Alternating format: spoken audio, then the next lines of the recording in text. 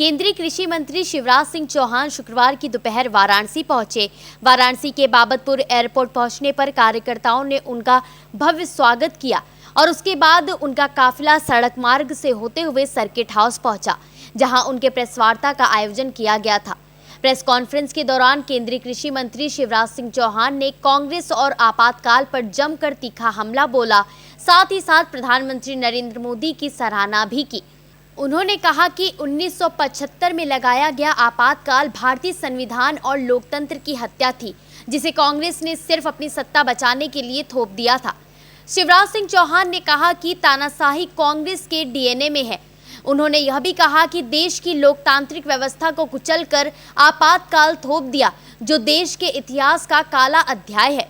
उन्होंने जोर देकर कहा कि आज की पीढ़ी को भी उन दिनों की सच्चाई जाननी चाहिए, इसलिए संविधान हत्या दिवस मनाया जा रहा है। प्रधानमंत्री नरेंद्र मोदी की सराहना करते हुए शिवराज सिंह चौहान ने कहा कि मोदी जी संविधान को जीते हैं।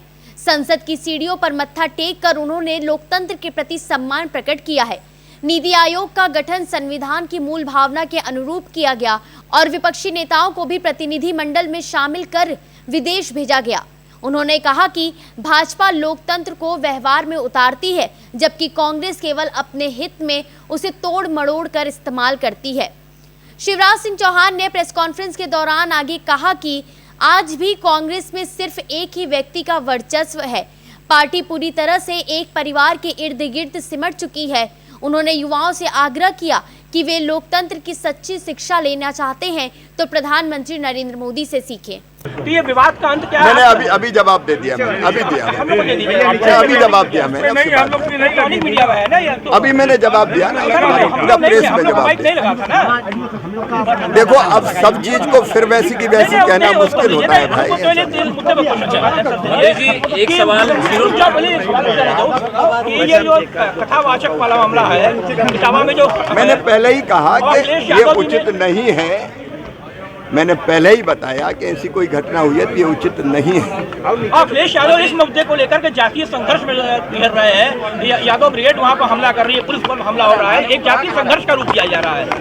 भारत में कभी भी जातियों के आधार पर विद्वेष नहीं फैलाया गया। आत्मवत सर्वभूतेषु ये भारत का मूल भाव है।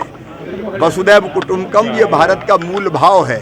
सबको स्नेह करो, सबको प्यार करो, ये भारत का मूल भाव है और इसलिए हमको इस मूल भाव का आदर करना चाहिए। जो कर रही है अखिलेश यादव कर रहे हैं। अब आपने पूछ लिया बात। क्या है भाजपा का? एक सवाल है, जीरो बजट फॉर्मिंग को लेकर क्या अपडेट है? अब तक कितना कृषि जीरो बजट फॉर्मिंग? आज आपातकाल तक सीमित रखें इसको, क्योंकि आप आपको पूछना है तो मैं शाम तक हूँ, अलग पूछिए। बहुत बहुत धन्यवाद।